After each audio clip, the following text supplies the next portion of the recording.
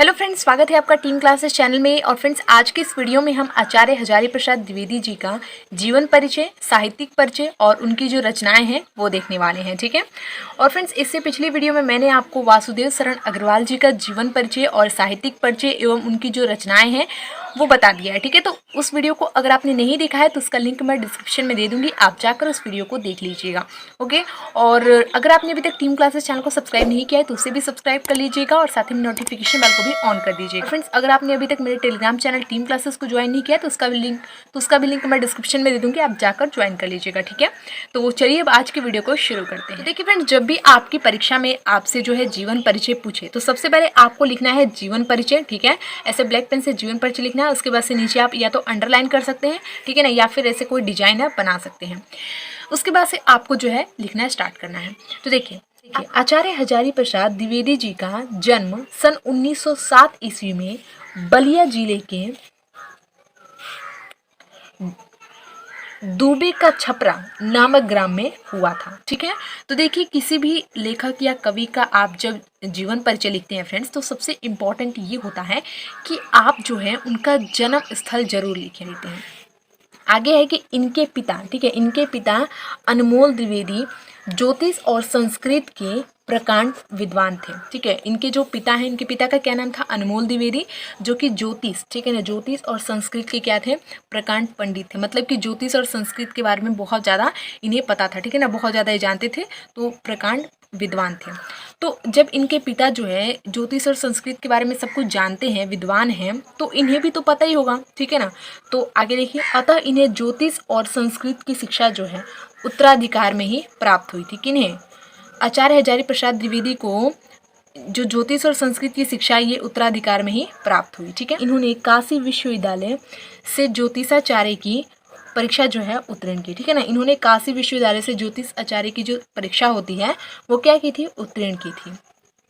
कुछ दिनों बाद ये शांति निकेतन चले गए और वहाँ हिंदी भवन के निर्देशक के पद पर कार्य करते रहे। ठीक है।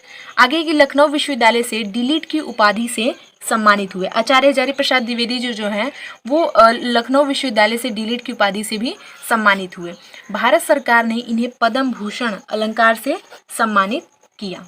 ये साहित्य साधना की ओर भी आकर्षित हुए। ठीक है। सन 1979 ईस्वी में इनका जो है स्वर्गवास हो गया। तो जीवन परिचय में अगर लिखना होगा तो बस आप इतना ही लिखिएगा, बहुत आसान है, इसे आप आसानी से याद कर सकते हैं। ठीक है। तो जीवन परिचय में बस आपको इतना लिखना है। अगर आप इतना लिख देते हैं तो आपका जीवन परिचय कंप्लीट हो जाएगा। अब बचा है साहित्यिक परिचय और रचनाएं, तो चलिए वो देख लेते हैं। ओके। तो देखिए फ्रेंड्स, साहित्यिक परिचय जब आपको लिखना रहेगा तो आप जो है ऐसे साहित्यिक परिचय जो है ऐसे ब्लैक पेन से आपको ऐसे लिख देना है। ठीक है ना। और इस तरह आपको लाइनिंग कर देना है। तो ऐसे आप लिखिएगा साहित्यिक परिचय। उसके बाद से आपको साहित्यिक परिचय जो है लिखना स्टार्ट करना है। तो देखिए, हजारी प्रसाद द्विवेदी साहित्य के प्रख्यात निबंधकार, आलोचक, ठीक है ना, उपन्यासकार के अतिरिक्त सफल अध्यापक भी थे। ये क्या थे? एक सफल अध्यापक भी थे। आचार्य हजारी प्रसाद द्विवेदी जी जो हैं साहित्य के प्रख्यात निबंधकार, आलोचक, उपन्यासकार के अतिरिक्त सफल अध्यापक भी थे। ओके। हजारी प्रसाद द्विवेदी जी की साहित्य सेवा को डीलिट पद्म भूषण से सम्मानित किया गया। तो साहित्यिक परिचय में बस आपको इतना लिख देना है। ओके। तो हमारा जीवन परिचय कंप्लीट हो गया और साहित्यिक परिचय कंप्लीट हो गया। अब हम देख लेते हैं इनकी रचनाएं। उसके बाद से आचार्य हजारी प्रसाद द्विवेदी जी का जो जीवन परिचय, साहित्यिक परिचय में रचनाएं वो अच्छे से कंप्लीट हो जाएगा। और बस आप इतना ही लिख देंगे तो आपको जो है आपकी बोर्ड परीक्षा में एकदम फुल में से फुल मार्क्स मिल जाएगा। ठीक है। तो चलिए रचनाएं देख लेते हैं। देखिए, तो देखिए फ्रेंड्स, रचनाएं हैं, इनकी प्रमुख रचनाएं निम्नलिखित हैं। जैसे जैसे मैंने लिखा है वैसे वैसे ही आपको अपनी परीक्षा में जो है वो लिख कर आना है। ओके। तो रचनाएं में आप लिखेंगे सबसे पहले निबंध संग्रह। आप क्या डालेंगे? निबंध संग्रह डालेंगे। ठीक है। निबंध संग्रह डाल के आप लिखेंगे अशोक के फूल, ये इनकी रचना है। कुटज, आलोक पर्व, विचार प्रवाह। देखिए फ्रेंड्स, अगर आपको और भी याद है इनकी जो रचनाएं हैं तो आप लिख सकते हैं, और अगर आपको नहीं याद है तो मैंने ये जो 4 बताए हैं इसको बस आप लिख लीजिएगा। आगे आप लिख सकते हैं उपन्यास। उपन्यास में आप लिख सकते हैं चारुचंद्र लेख, पुनर्नवा, अनामदास का पोथा और बाण भट्ट की आत्मकथा। तो ये आप उपन्यास में लिख सकते हैं। फ्रेंड्स, ये है आचार्य हजारी प्रसाद द्विवेदी जी का जीवन परिचय, साहित्यिक परिचय और रचनाएं, जो कि इस वीडियो में मैंने आपको बता दिया है। और अच्छे से आप जो है इसे याद कर लीजिएगा क्योंकि बहुत इंपॉर्टेंट है आपकी परीक्षा के लिए। आप तो जानते हैं कि परीक्षा में जो है ये पूछता ही पूछता है। ठीक है, कंपलसरी है कि पूछा जाएगा।